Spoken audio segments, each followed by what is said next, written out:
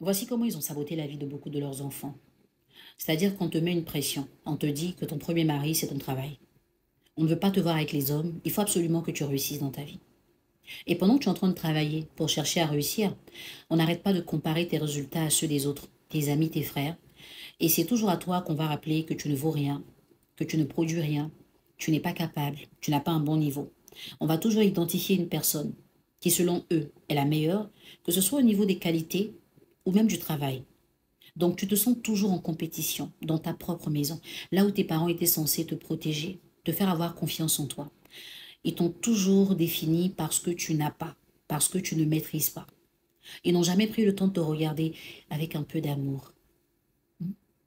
Le genre de regard souriant qui montre à l'enfant qu'il est important.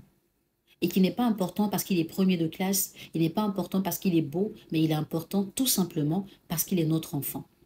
Tu n'as pas ressenti cette affection-là.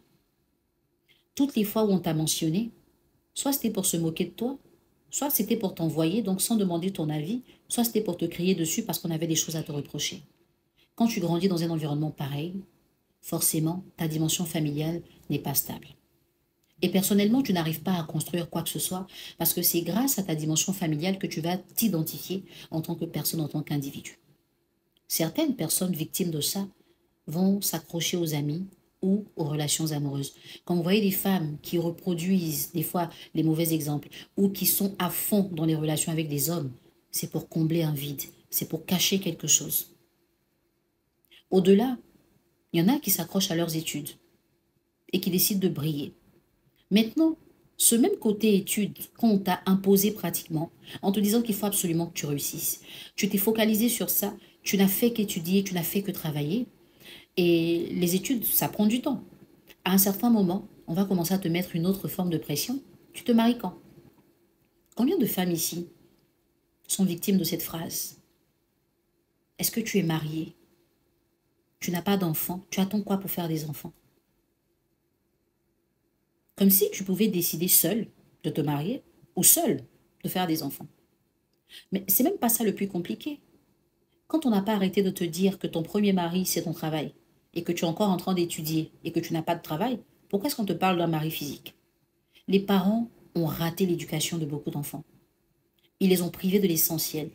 Ils ont créé ce manque de confiance dans la vie de certains de leurs enfants et ils ont amplifié ce manque de confiance à travers des mots, des attitudes et des exigences. Et même aujourd'hui, quand ils sont différents, ils sont un peu plus attentionnés, c'est parce que tu peux donner de l'argent. C'est parce qu'à la fin du mois, tu vas payer les factures. Tu vas ramener de l'argent. Tu es en train de financer le projet de ton père ou de ta mère. C'est là que tu vois que le regard change. Ils deviennent dociles. Ils sont très paisibles. Parce que maintenant, tu peux donner quelque chose. Toi, de qui on a dit que rien de bon ne pouvait sortir. Tu vis comme ça, c'est vrai. Mais au fond de toi, tu es brisé par tant de frustration, un manque d'amour, un manque d'affection. Et tu t'es convaincu que c'est ton mariage qui peut te sortir de là, ou ton travail. Donc tu es à fond dans ton travail. Quand on te retire ton travail, tu perds tout. Si on te retire ta relation, tu perds tout. En fait, tu n'es pas équilibré. Alors qu'en tant que femme, tu as 5 dimensions. 5 dimensions que tu dois absolument combler. Mais quand les parents eux-mêmes ont brisé l'une des dimensions les plus importantes, tu n'y crois plus. Tu ne mets plus rien dans ton réservoir. Et tu deviens comme une marionnette. Tu ne sers qu'à aider, à rendre service. Ou tu te réfugies dans l'amour. Et comme tu es vide en allant dans l'amour, ce que ton homme va te donner ne suffira pas. Tu vas avoir des exigences. Tu vas insister pour des choses. Celui qui était censé te compléter est finalement en train de te créer. Et tu deviens un poids pour lui. Tu deviens toxique. Et votre relation devient toxique. Et c'est comme ça que tu vas le perdre.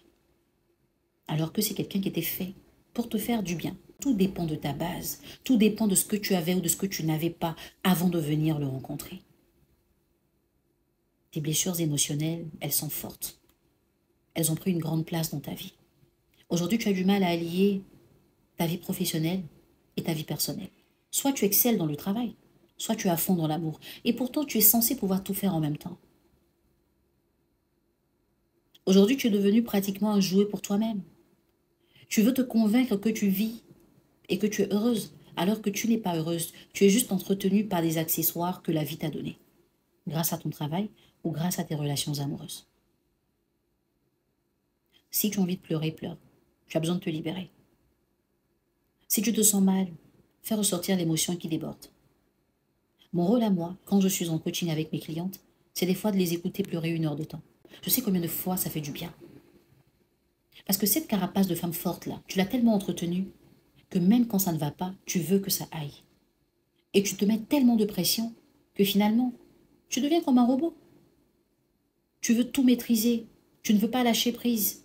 Et quand l'amour rentre dans ta vie, tu as tellement été habitué à te battre, à te débattre, à faire les choses seule, que tu écartes pratiquement la personne. Elle ne trouve pas sa place et elle part. Et on va te taxer d'être marié à ton travail. On va te dire, si à ton âge tu n'as pas de mari, tu ne vaux rien. Si jusque-là tu n'as pas d'enfant, c'est comme si tu as vécu pour rien. Mais qui a fait de toi la femme que tu es? Ce sont tes parents. Et ils ne veulent même pas être responsables de ça. Ils t'accusent encore toi. C'est un problème qui est grave. La meilleure des choses que moi je puisse faire, c'est de t'accompagner.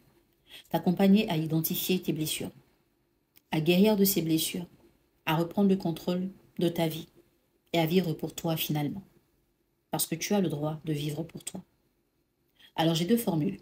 Soit tu adhères à l'un de mes groupes, selon le thème qui te concerne, soit tu optes pour un coaching personnalisé où on pourra se parler, toi et moi, sans personne à côté, où tu pourras t'ouvrir, te libérer. Et surtout parce que c'est très confidentiel, très personnel. Moi, je suis l'oreille qui t'écoute, sans te juger. Si pour toi, ce n'est pas encore le moment de changer ces choses, prends du temps. Mais si tu es réellement prête à passer à l'action, tu peux me contacter à ce numéro.